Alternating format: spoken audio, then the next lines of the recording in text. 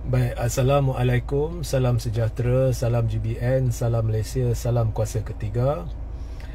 Jadi hari ini saya tidak memakai mikrofon seperti biasa. So jika audio jelas boleh tolong maklumkan kepada saya pun nak tahulah jika audio tanpa mikrofon ni cukup jelas ke tidak. Jadi minta bantuan untuk maklumkan kepada saya. Baik, live hari ini adalah susulan satu perhimpunan aman yang telah dianjurkan. Setakat yang saya faham, ianya dianjurkan oleh pihak-pihak dari dalam Perikatan Nasional. Dan perhimpunan aman ini telah diadakan di Kampung Baru. Jelas ya, terima kasih. Ya, jadi di Kampung Baru. Nah, pertama sekali hari ini telah terukir sejarah kerana Kampung Baru adalah medan protes tradisi Datuk Seri Anwar Ibrahim menerusi protes atau perhimpunan reformasi.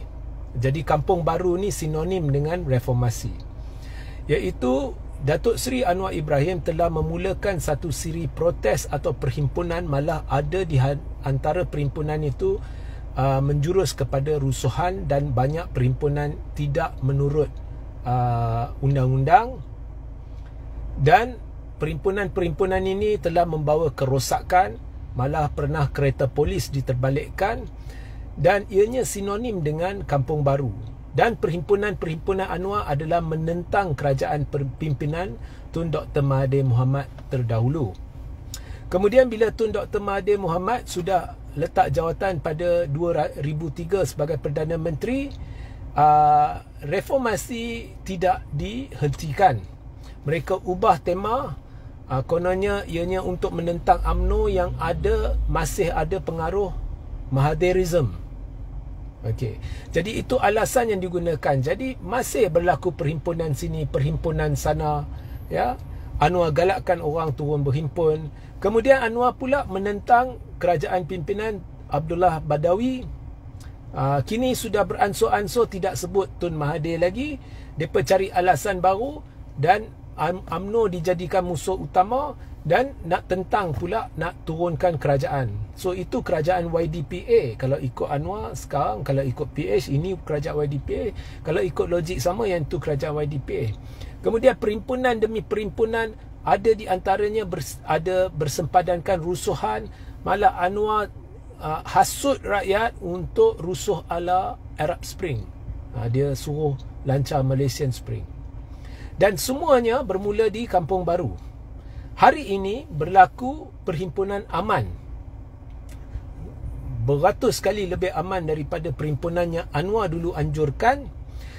Yang menariknya, ianya berlaku di bawah pentadbiran Anwar dan untuk menentang secara amnya anti kerajaan.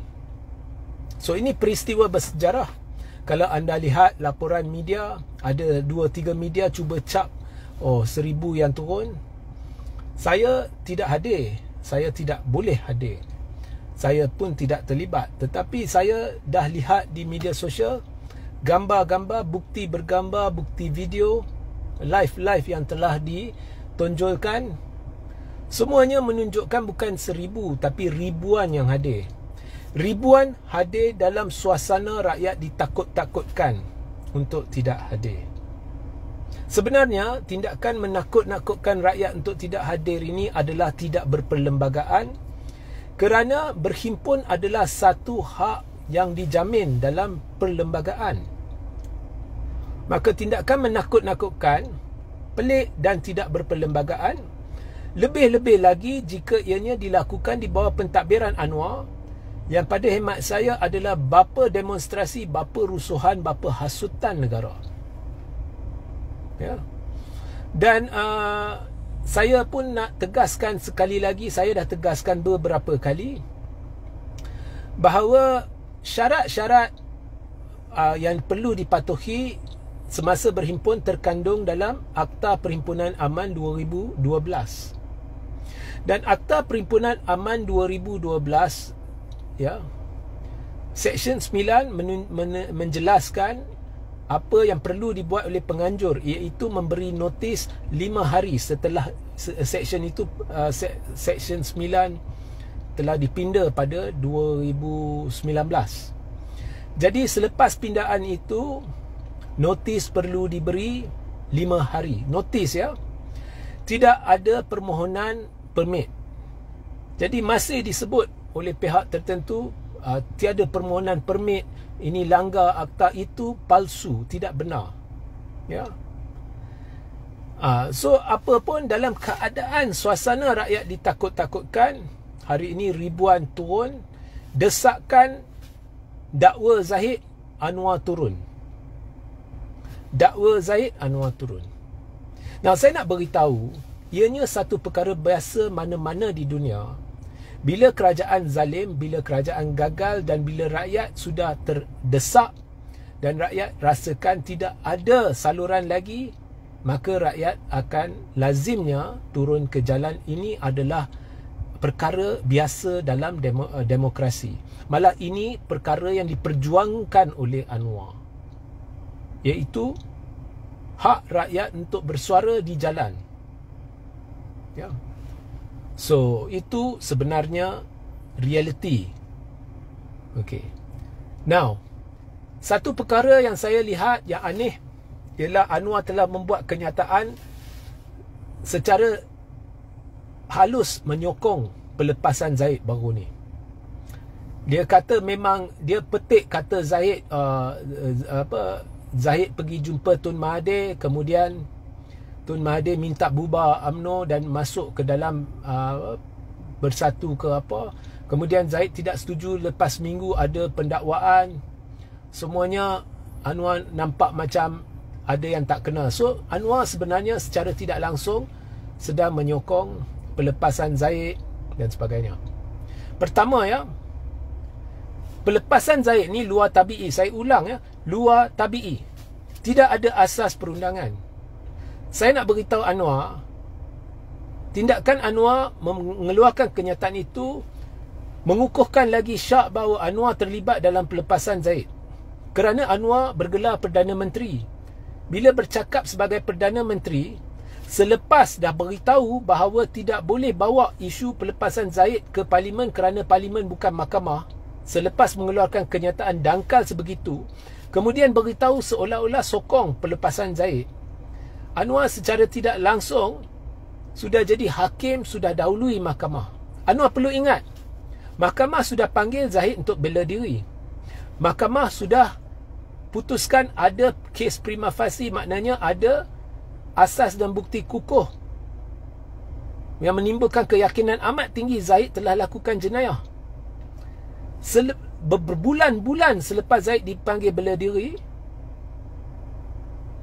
mengapa hujah-hujah Zahid itu tidak diketengahkan di mahkamah dalam proses membela diri?